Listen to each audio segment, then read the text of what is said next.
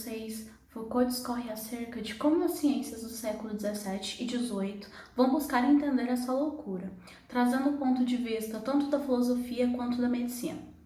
Foucault, então, apresenta pra gente que a medicina buscava classificação, uma vez que para seu aparato científico, essa classificação era importante porque a partir dela surgiria então um direcionamento para um tratamento.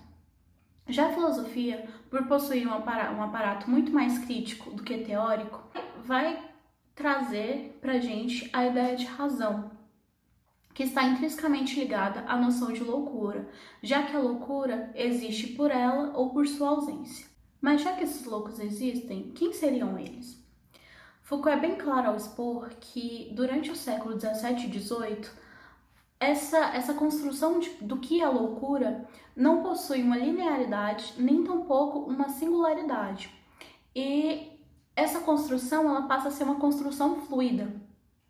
Então, para que possamos identificar quem são os loucos, é necessário refletir de que sociedade está partindo esse questionamento. E esse sujeito louco, ele é evidenciado por parecer diferente dos normais. E essa diferenciação é algo com valor negativo, pois suas ações e atitudes são diferentes dos demais, enunciando sua loucura. A razão aqui é uma peça tão importante para a sociedade, pois a partir dela justifica o julgamento e a exclusão dos então loucos. Como se faz esse reconhecimento tão inquestionável do louco? Através de uma percepção marginal, um ponto de vista enviesado, através de uma espécie de raciocínio instantâneo, indireto e ao mesmo tempo negativo. Então, é notório que para a sociedade esse ser louco não é bem quisto, uma vez que ela que o determina através de suas condutas imorais. Então, é justificável a higienização social, que é todo um movimento de internação que se manifesta a fim de retirar da sociedade esses loucos, por não seguirem as leis que a eles é imposta e assim esconder eles dessa própria sociedade.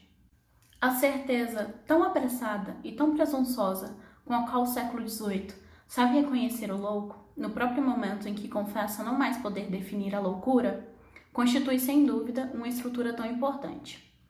No século XVIII, a loucura era muito mais caracterizada por questões como a razão, a falta da razão, a aparência e as ações, se desvencilhando um pouco da ideia clássica que se tinha de que a loucura provinha de doenças que surgiam pela falha.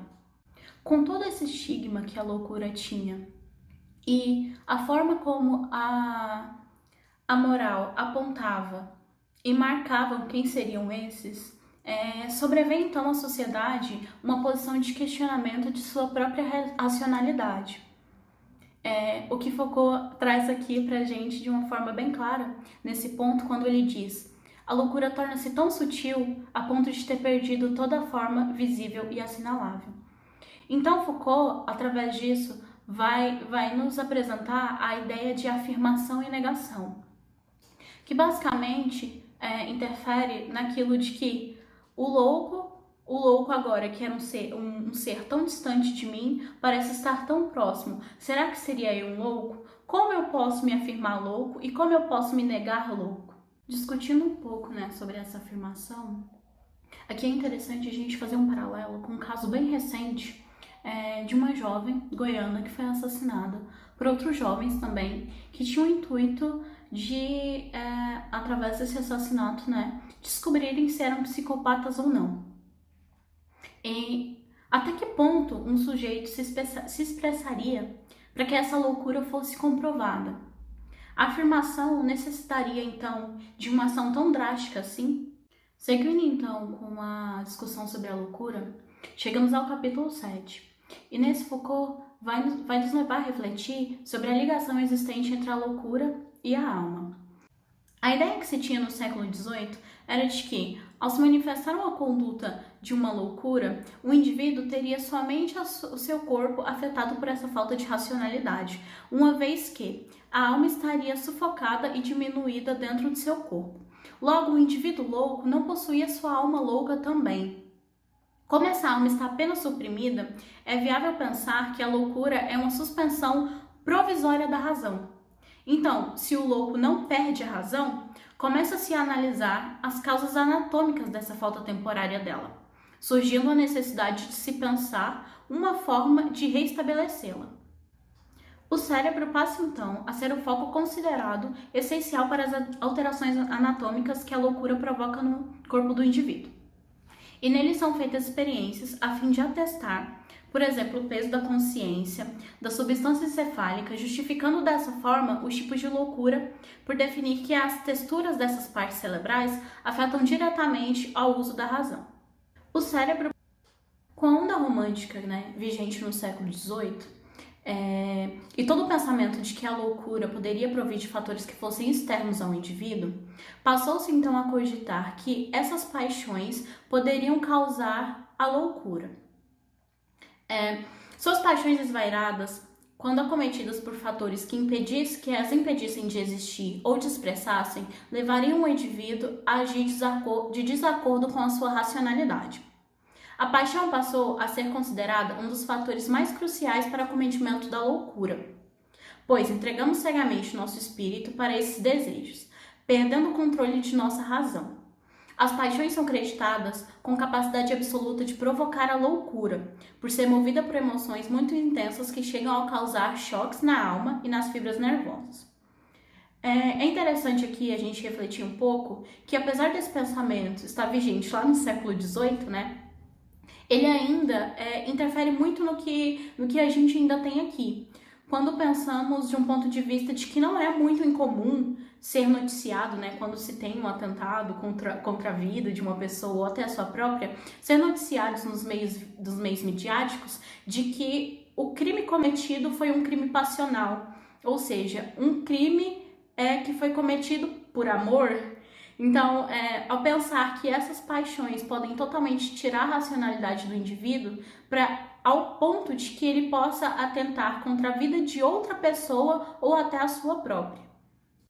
Nesse delírio que é ao mesmo tempo do corpo e da alma, da linguagem e da imagem, da gramática e da fisiologia, é que começam e terminam todos os ciclos da loucura. Seu sentido rigoroso é que os organizava desde o início. Ele é ao mesmo tempo a própria loucura e além de cada um de seus fenômenos, a transcendência silenciosa que a constitui em sua verdade. Na Transcendência do Delírio, Foucault conceitualiza, então, a loucura como motor para a crença de que as coisas que antes só podiam ser acessadas na imaginação pudessem tomar forma para o indivíduo, de modo que esta se tornasse real na sua experiência particular, fazendo com que o indivíduo haja como a própria racionalidade dentro da loucura. Essa racionalidade, ou essa loucura, só vai poder ser questionada por um indivíduo exterior.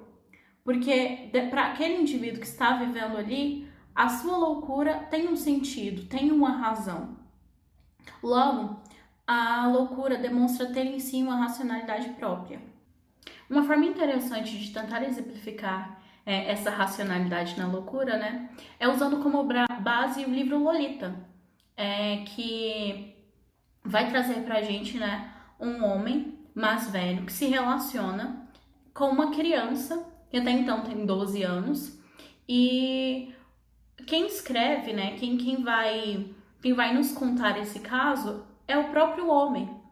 Humbert, ele vai trazer, ali na sua escrita, uma certa racionalidade, no sentido de que, para ele, a Lolita se insinua, não é uma criança, ela está todo o tempo o provocando.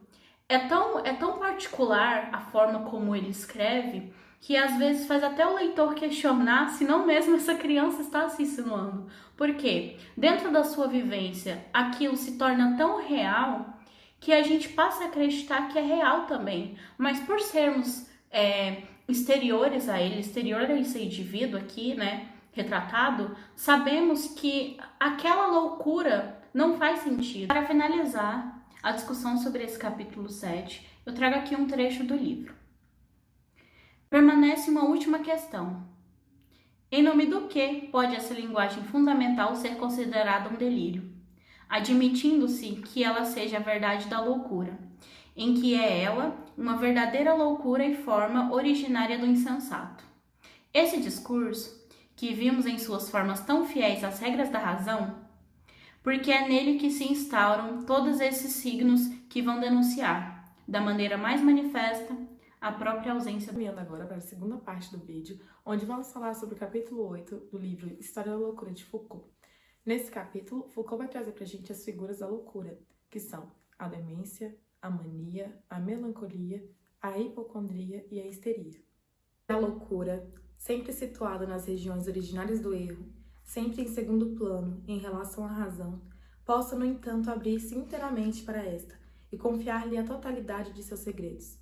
Tal é o problema que o conhecimento da loucura, ao mesmo tempo, manifesta e oculta. Nessa passagem, Foucault vai trazer para a gente a ideia da racionalidade dentro da loucura, de modo que, para o louco, a loucura dele não é loucura, mas ela é dotada da sua própria racionalidade individual. A demência, iniciando aqui os tópicos, ela é caracterizada como o quadro mais próximo da essência da loucura. Não é possível definir para ela uma manifestação padrão porque ela não possui. Ao longo dos 2 séculos que foi retratado no livro, no caso século XVII e XVIII, a gente vê esse movimento de tentar delimitar uma figura característica da demência, o que não acontece. Ela pode ser o resultado da desordem, da decomposição do pensamento, do erro, da não-razão, da não-verdade. Não é possível esgotar os seus sintomas nem delimitar a sua forma. Então, era ali que os espíritos animais iam se mover. Desse modo, esse movimento dos espíritos dentro desse cérebro físico provocavam a interação entre o mundo externo e a impressão das coisas que o sujeito ia ter. Então, é essa mobilidade entre a realidade e a impressão que ela me dá. Já que o cérebro é essa estrutura que vai promover essa interação, algumas desordens cerebrais, disfunções cerebrais poderiam suscitar a demência.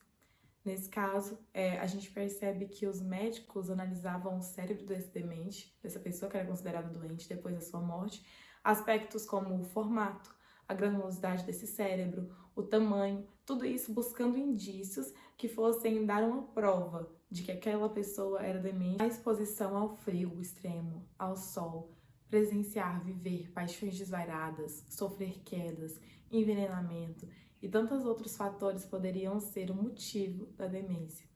Tudo pode desencadear a demência, perturbando os espíritos animais ou alterando a própria estrutura cerebral.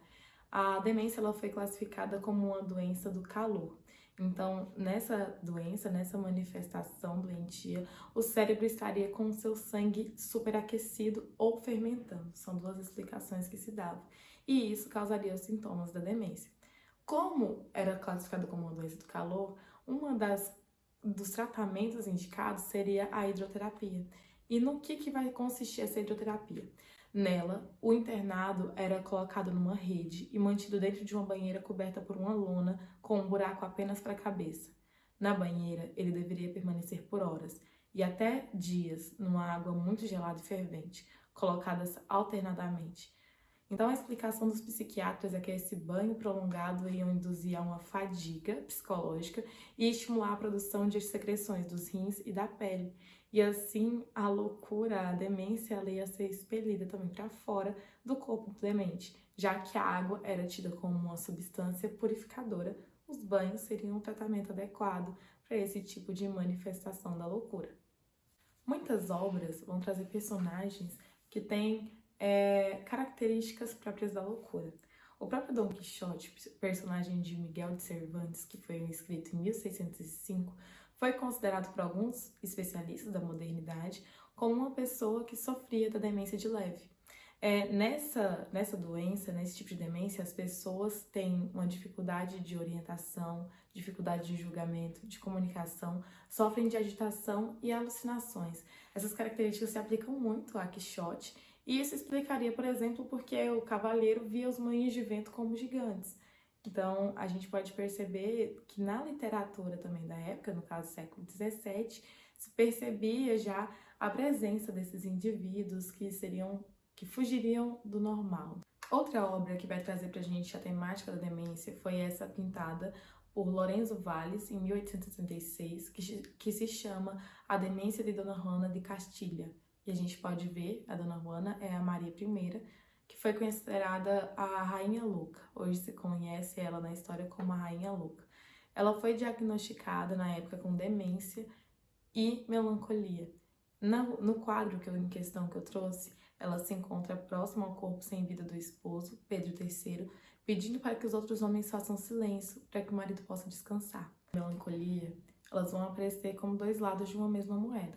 Um indivíduo poderia sofrer de mania ou de melancolia, ou então ele poderia ter as duas ali se alternando. Então ele teria episódios de uma alegria muito eufórica, muito intensa, alternando com outros episódios de tristeza profunda, de desânimo, quando não tem vontade nem de sair da cama.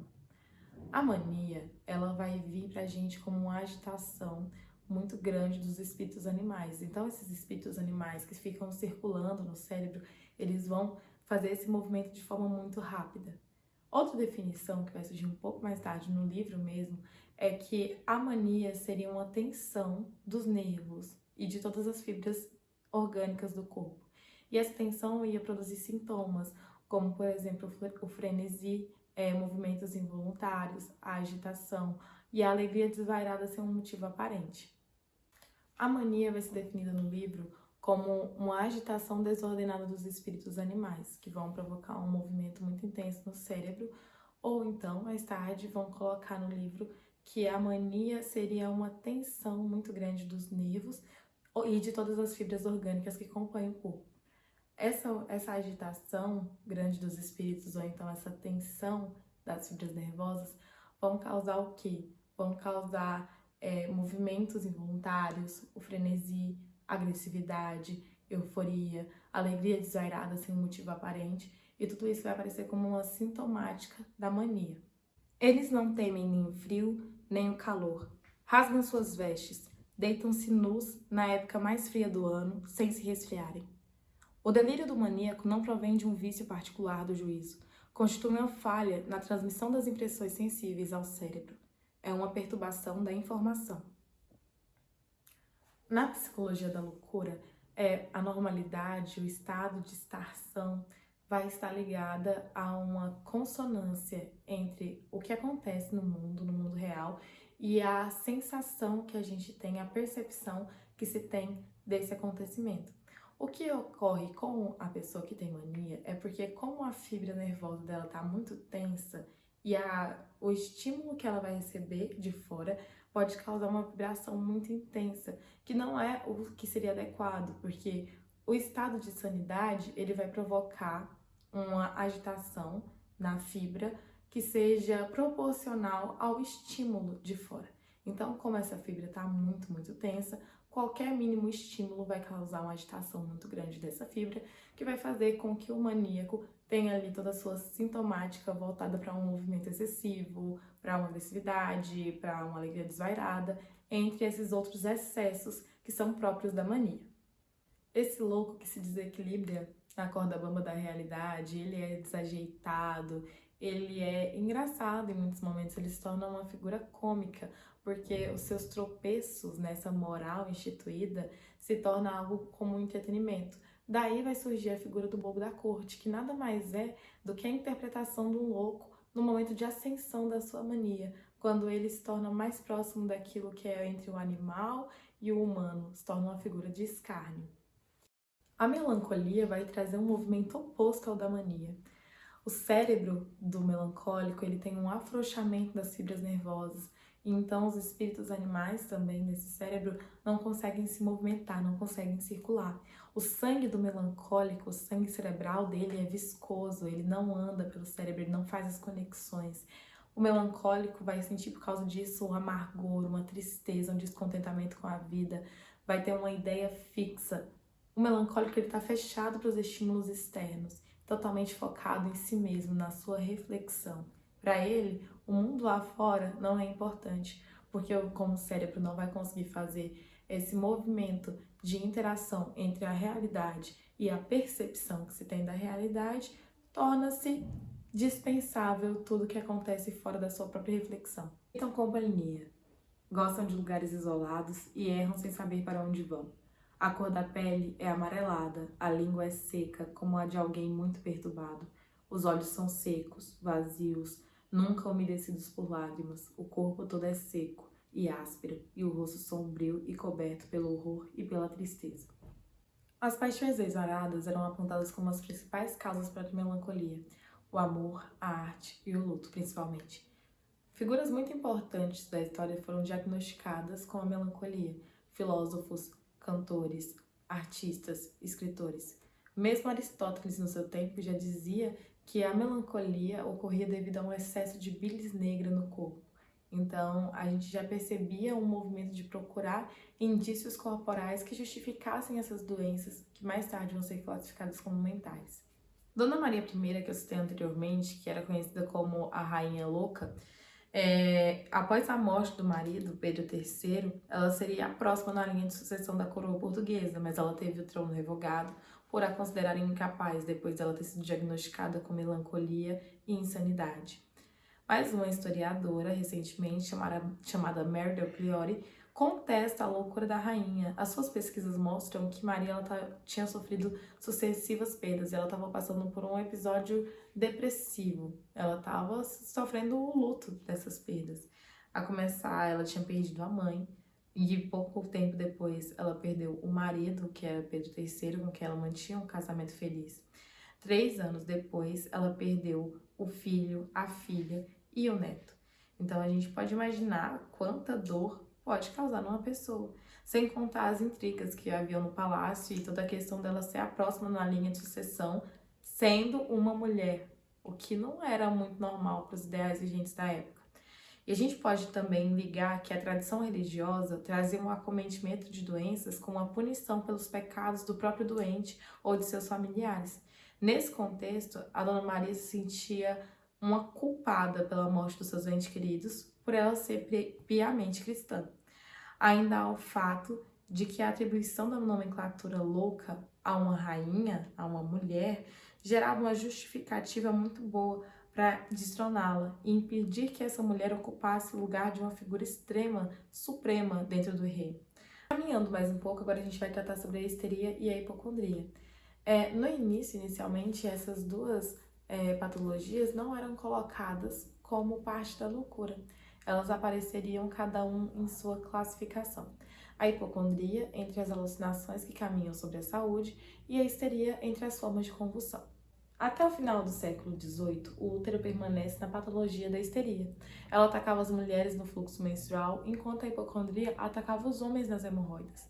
Ainda no século XVIII, essa dinâmica dos espaços corporais é substituída por uma moral da sensibilidade, então ambas vão entrar para o mundo da loucura. A histeria vai aparecer como a mais real e enganosa das doenças. Real porque ela vai tratar dos movimentos dos espíritos de uma forma desregulada no cérebro. E enganosa porque ela vai fazer parecer que há sintomas físicos que seriam inerentes ao órgão. Então, como se acreditava que a histeria era um fingimento, não era para esses sintomas físicos aparecerem. Tratava-se de fingimentos.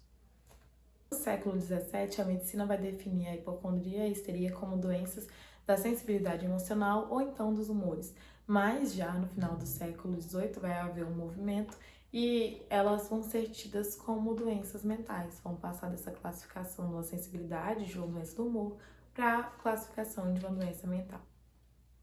Então, cabe a nós nos perguntar, quem eram essas mulheres loucas? É interessante observar que nesse movimento da loucura, a histeria era tida como um fingimento das mulheres. Ainda hoje, no nosso vocabulário, o histérico é aquele tido como exaltado, nervoso. Por que quando é a mulher que se queixa, há uma desqualificação daquilo como uma doença real e vai entrar no campo do fingimento? Inclusive, é daí que vai surgir o estereótipo da solteirona, que é aquela mulher amarga, ameaçadora, solitária, que ao mesmo tempo vai provocar na gente um sentimento de dó e repulsa, muito próximo ao da bruxa. Eu trouxe aqui como exemplo a famosíssima personagem da Turma do Chaves, a Bruxa de 71, a Dona Clotilde, que justamente vai caber nesses padrões de uma mulher solteira, de uma mulher que não tem filho, de uma mulher que não vai seguir essa receita da família, do marido, dos filhos, e é tida para as crianças como uma figura assustadora, como uma bruxa. Para se construir uma mulher louca, a religião vai entrar com um tempero especial. É interessante a gente ver que na Bíblia, o livro mais importante para o Ocidente, em questão de religião, no primeiro capítulo, Gênesis, a mulher, Eva, vai cometer um erro, né? Vai cometer um ato de desobediência contra o homem perfeito, que é Deus, e vai condenar toda a humanidade a viver do lado de fora do paraíso. A partir desse momento que o homem é trancado para fora do paraíso, o seu esforço vai ser resumido em uma coisa: agradar a Deus para poder retornar a esse estado de paz e de tranquilidade. Mas para a mulher, como ela é colocada com essa natureza que a Eva já vai provar pra gente, de desobediência, de ambição, essa natureza vil e malvada, cabe a ela a submissão ao homem, a obediência. Então, quando uma mulher vai começar a questionar todos esses valores da sociedade, tudo isso que é embutido à figura dela, que está socialmente estabelecida, tem que ser um movimento muito rápido de repressão. Você tem que calar aquela mulher, tem que taxar ela como triste, louca ou má, para desvalidar o movimento que ela está fazendo e não provocar uma onda, para que as outras mulheres também não percebam que elas estão sendo oprimidas e com isso proteger esse contrato social vigente, que normalmente vai ser baseado no patriarcado.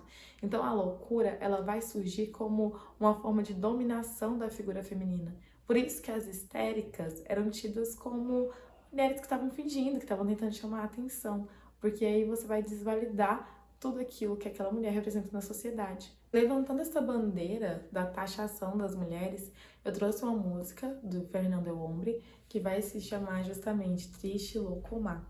E é muito interessante ver que nessa música vai mostrar claramente esse movimento de uma mulher que vai desatinar.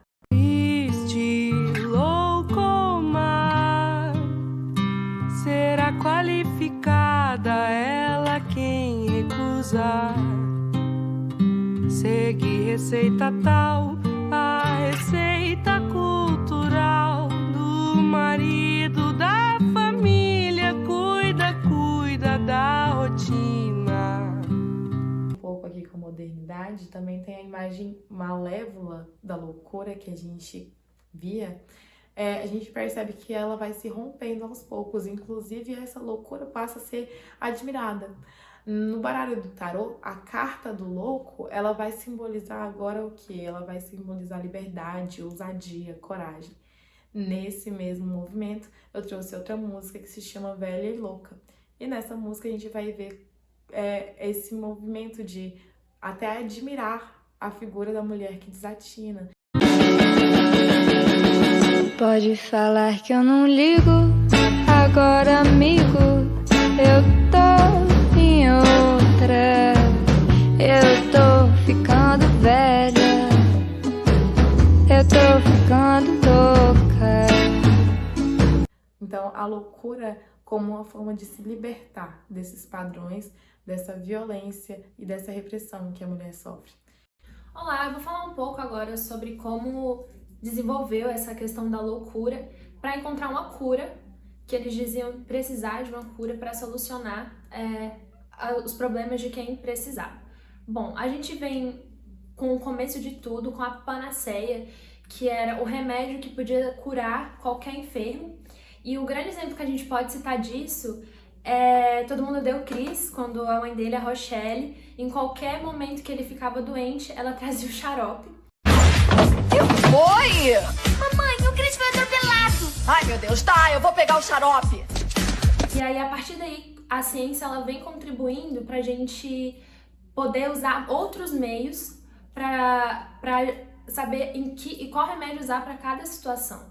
Focado no que Foucault disse no seu texto, a gente pode perceber em como a loucura, as testagens que foi feita da loucura foram aperfeiçoando ao longo do tempo. E a gente pode perceber que foi desenvolvendo a partir daí uma ciência. O grande exemplo disso é justamente a lobotomia, em que fizeram testagens em seres humanos a partir dessa forma de tentar achar uma solução para a loucura.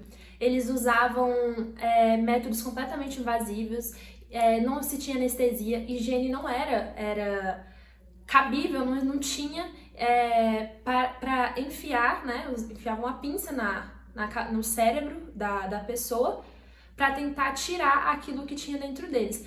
Claro que era uma forma que hoje em dia a gente não pode nem comparar, mas era o caminho que eles tinham para ver se uma forma de tirar essa loucura que se tinha na cabeça das pessoas. Então a gente percebe que ele satiriza mostrando que não precisa, a loucura não precisa ser curada. Ele quer justamente mostrar que não precisa de tudo isso, porque esses falsos prestadores de serviço não sabiam de nada na época. Todo mundo tinha uma certa ignorância e queria mostrar que sabia de alguma coisa. E a gente pode ver a partir de outras obras a lobotomia acontecendo. Nessas obras a gente pode ver perfeitamente como há um desconforto nas expressões das pessoas que estão sofrendo o procedimento. A gente pode perceber que em outras obras a gente tem a presença lá da religiosidade, mostrando que vai tirar esse enfermo, que é considerado, pode ser alguma coisa justamente relacionado ao diabo, a uma coisa que não vem de Deus. E é sempre algo que nos remete a uma dor. E levando em conta como essa dor ela é direcionada ao longo do tempo, a gente pode fazer uma relação justamente com a ditadura que ocorreu no Brasil. A gente percebe que a ditadura foi exatamente isso. Pessoas que não se encaixavam no governo, elas eram justamente retiradas da sociedade, de certa forma torturadas, para poder levar um certo direcionamento para se encaixar de volta na sociedade. E a gente pode ver justamente que a lobotomia foi usada em muitos desses processos, em que houve essa lavagem cerebral, em que houve essa condição de que muitas pessoas não voltaram a ser o que elas eram antes, depois da ditadura. Sendo ela formas de tortura, como o pau de arara, a cadeira de dragão, mas também a lobotomia também estava muito presente nessa situação. O exemplo disso foi a pesquisa feita por Daniela Arbex, em que ela mostrou, por meio da pesquisa feita o Holocausto Brasileiro, em que as pessoas eram retiradas do seu convívio natural e levadas para um espaço em que essas pessoas eram torturadas, eram obrigadas a passar por uma série de procedimentos que não era o ideal elas passarem por isso, por elas eram consideradas fora da sociedade. Bom, e justamente com essa vinda dessas curas, dessas pesquisas, veio também as crendices, em que muitas pessoas relataram um monte de situações que não eram verídicas, que não podiam ser reais, que não podiam acontecer.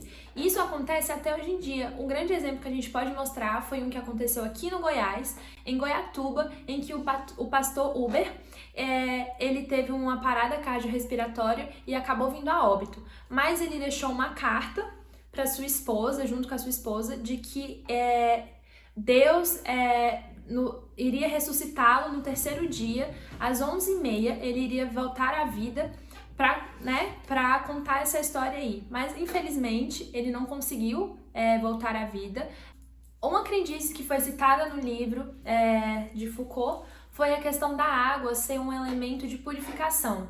Ele diz o nome de imersão, que é um renascimento dessa pureza, dessa renovação da pessoa. A gente pode perceber que isso é uma ideia bastante antiga, controversa, porque a gente, com os estudos agora maiores com a ciência, a gente percebe que não é desse jeito que funciona. A água, ela tem os seus elementos, suas características, mas ela não vai servir como uma questão de purificação, uma questão de renascimento do corpo da pessoa, para poder limpar ela da loucura que ela tem no corpo dela. Ficar